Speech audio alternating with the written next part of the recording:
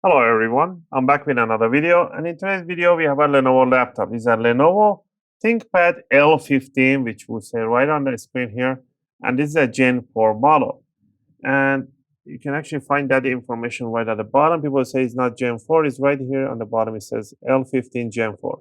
And in this video, I'm going to take you on a step-by-step how you can open it up and how you can access the storage in here, how you can remove it, upgrade it, and what are the combinations that you can have in here. Just remember, once you remove the storage from here, your Windows will be inside the storage. Obviously, you have to reinstall Windows on the new drive. I made a really short video how to create your Windows 11 USB boot drive officially from the Microsoft website. You can create your Windows USB boot drive, put the new SSD in here, plug in the USB, power it on, press F12, choose your USB and follow some simple installation guide from the Windows, and you'll be inside the Windows within, I would say, 5 to 10 minutes or less. And you do few Windows updates, and all the drivers, everything will be ready to go. Just remember, once you install the Windows, your trackpad is not going to work because the driver is not installed. It will be installed after the Windows update. So you need an external mouse with a cable to do that. All right. And I'll leave the compatible storage linked in the video description, and all the tools that I'll be used will be linked in the video description. Just remember, if you remove the storage from here, you can use it. It comes with a 500 gig. You can use it as an external storage. I'll leave the link for a caddy enclosure. You can put it inside the enclosure. So once you have the new Windows on the new drive, you can power it on. And once you're inside the Windows, plug in your old drive via USB, go to the user folder and move over all your data. So that way you don't have to worry about backing up because it's going to be already in the other one. You can just shift it over and then format it and use it as an external storage. All right, with all that said, let's get into it. Tool number one, a good screwdriver set. I'll recommend the iFix screwdriver set as they have one of the best screwdrivers out there. I purchased myself this basic tool set. And from this basic tool set, we're going to be using a Phillips number one. And if you do get the Pro set, they will include you with an opening tool, tweezers, and stuff like that. If not, grab yourself a metallic guitar pick. These are suitable to opening cases and cover. Plastic spatula, curved straight tweezers. All right. Down here, you're going to see a whole bunch of screws. There's a hidden screw right in the middle. Don't forget about that. In the middle here, by the fan, whatever, not a fan, grills. So these screws down here, they have something called a C-lock. The C-lock will prevent the screw coming out entirely. So as soon as I start rotating this, I can sit here for hours rotating and the screw will not come out. People try to yank it out by force. Don't do that. There's a C-lock on the other side that prevents the screw coming out. There's a purpose for it. So all you need to do is just loosen up the screw and leave it dangling right there. Do that to the rest of the screws. And when you do the front one, front side, you're going to see the gap opening between the covers. So I'm going to do this side. Hopefully it does open. So there's the gap opening right there. It's doing a click sound, and I can see this gap opening right in here. Once I do this one here, the gap is going to be really noticeable right in there. So that's the use for the C-lock. It will help you to separate the covers too. So I'm going to loosen up all of the screws. Also, if you guys like my videos, if you find my videos helpful and helping you guys out, you can support the channel by clicking the like and subscribe. I'll greatly appreciate it. It helps and motivates me to make more videos, take requests, and answer your questions in the comment area. I appreciate it. All right, once all the screws are loosened up, you want to start in the front end of the laptop where the gaps was opened, and we're going to stick the guitar pick in there, and we're going to twist it, and we're going to hit those click sounds. Those are the clips are getting loose. Do that all around in the front. Go to the side here and just lift it up like this. Go to the back corner. And on the back side in here, start in here and just twist it. Work it all around. And that's it. I felt the cover just popped out. And we're going to lift it up, put it to one side. All right, lots of covers here. I can see the RAM is down here. So there's a RAM space here. And we can add an additional storage without removing the other storage. There's a 2 space for M.2. These are a Gen 4 NVMe and Gen 3. So there's an NVMe down here. People will say, oh, you should disconnect the battery. You don't need to disconnect the battery to do the RAM upgrade, the storage upgrade. But if you're paranoid, You can just pull this jack, slide it towards the fan, and you can disconnect the battery. But again, to put it back in, it's straight in front of the jack and push it in all the way in straight. I've seen so many people, they put it in sideways and create a spark and game over. Now you got to go to repair shop. So be careful, don't drop any metallic object on the motherboard, but everything is covered in here. We want to rip uh, this cover out. So I'm going to go from here, bring it out as another adhesive. So I'm just going to go like this.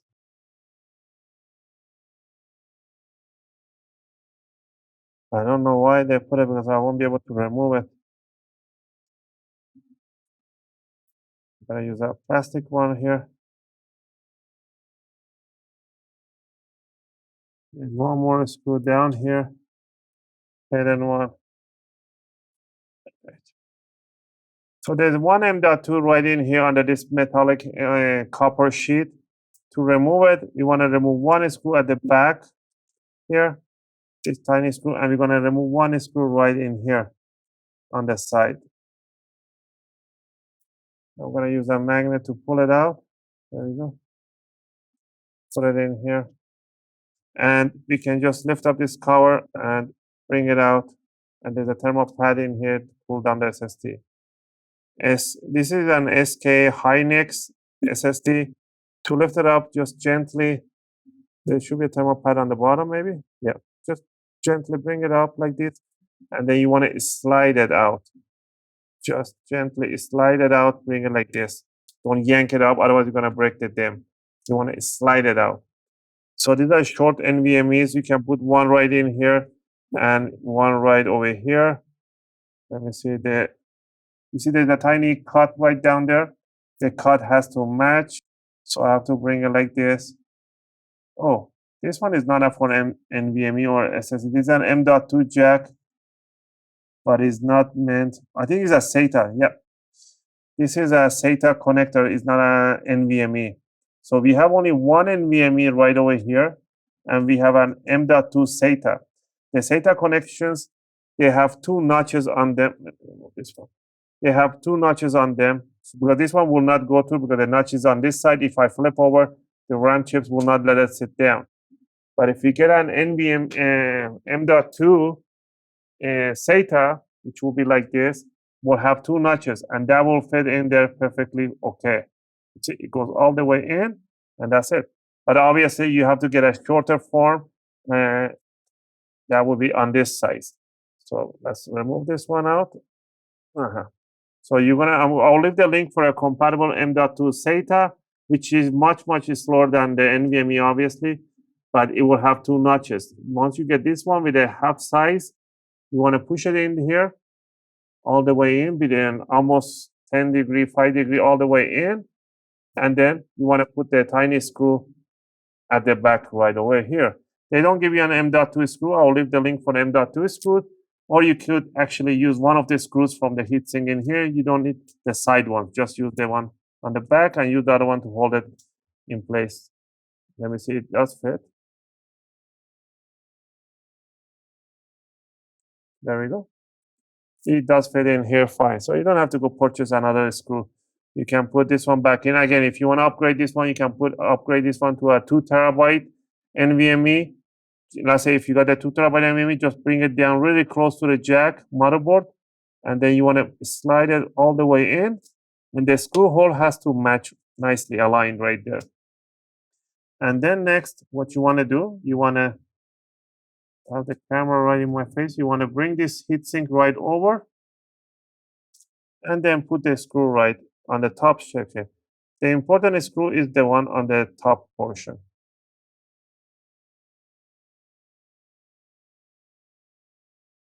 And if you want to use the other screw to put another extra one right in here, sure you can with no problem. This one is not going anywhere.